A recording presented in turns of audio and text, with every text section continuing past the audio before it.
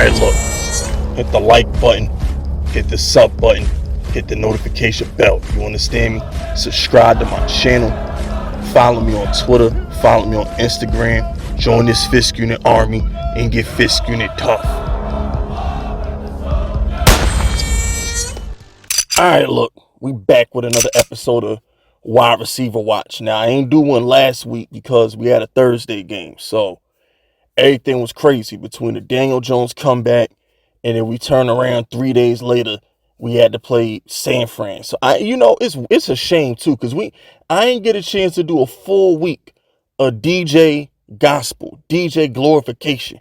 I would have built a statue of DJ compliments if I had a whole week to talk about that 21-point comeback.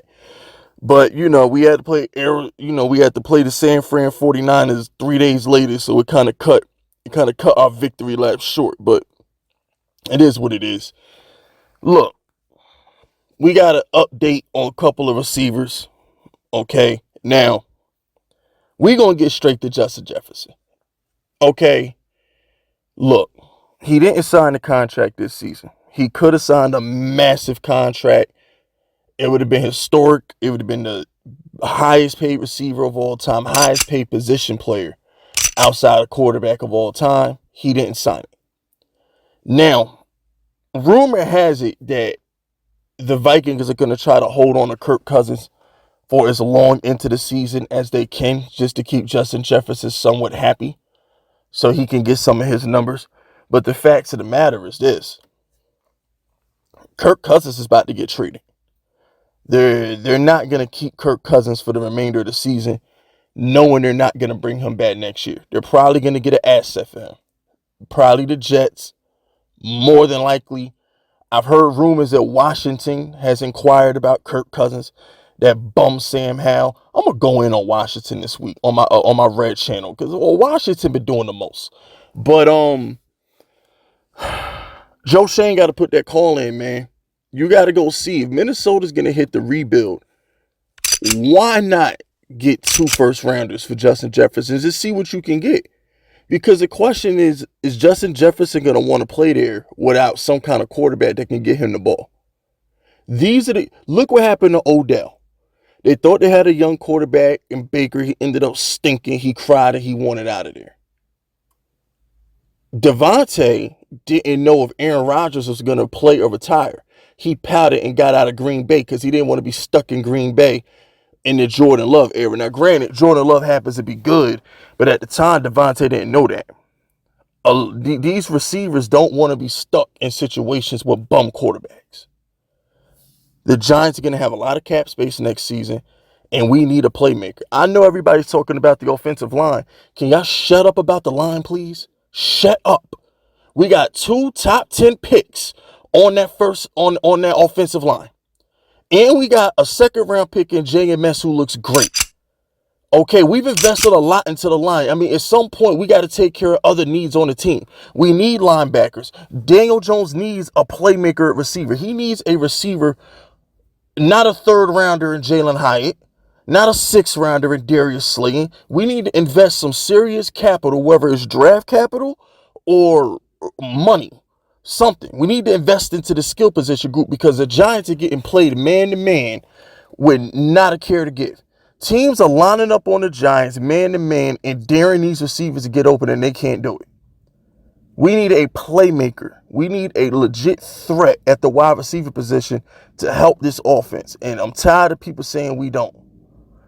All right, at some point, Brian Dable and Kafka can only scheme but so much. You got to line up and you got to beat your man one-on-one. If you can't beat man coverage, what are you doing in the league? Go get an Amazon truck and go drop off a package somewhere. Like, for real. So, I'm looking at the Justin Jefferson situation.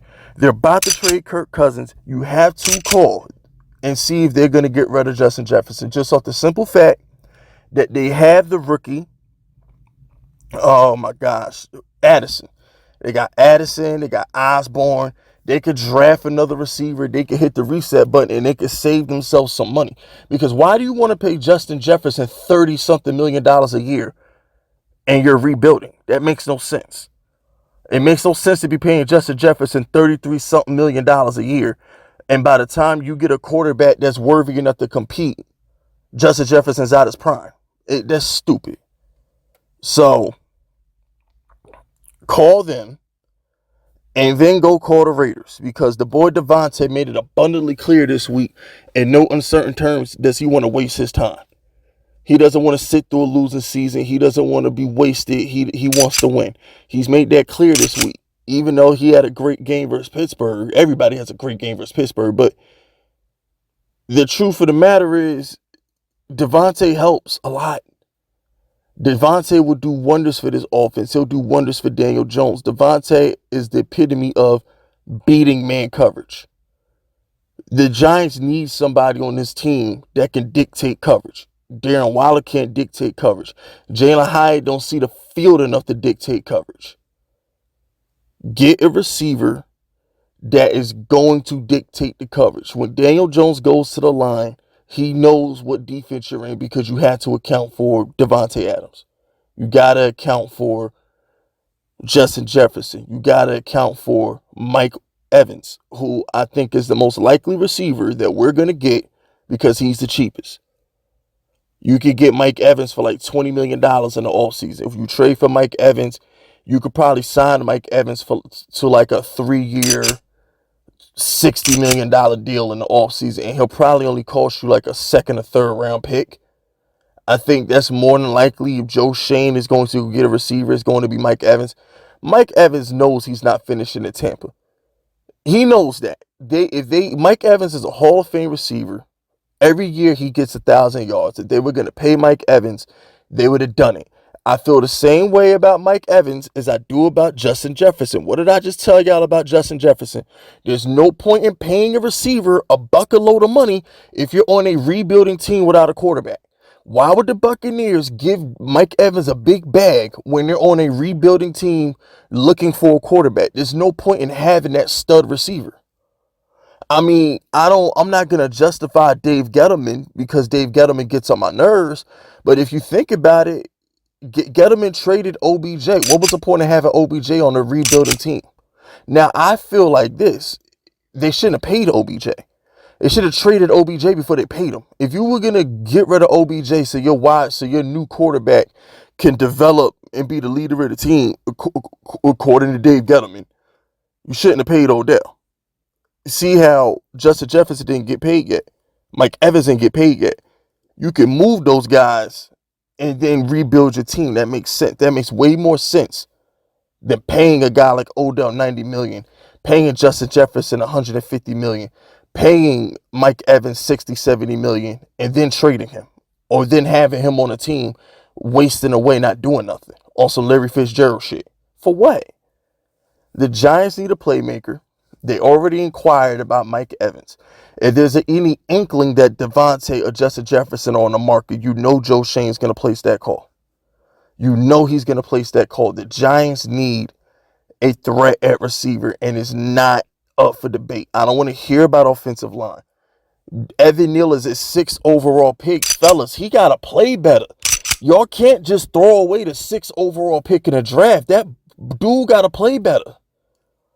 I mean, damn, like straight up. What was he, 6th or 7th? Whatever. He's a top 10 pick. Andrew Thomas is a top 10 pick. JMS is a 2nd round pick. Let's not act like we didn't invest into the line. We got to invest in other areas. We can't keep investing into the line and not addressing the receiver, not addressing linebacker. Like, come on, man. But anyway, that's it. That's all. Subscribe to the unit if you're rocking with me. My name is Fitz Vegas, and I approve this message.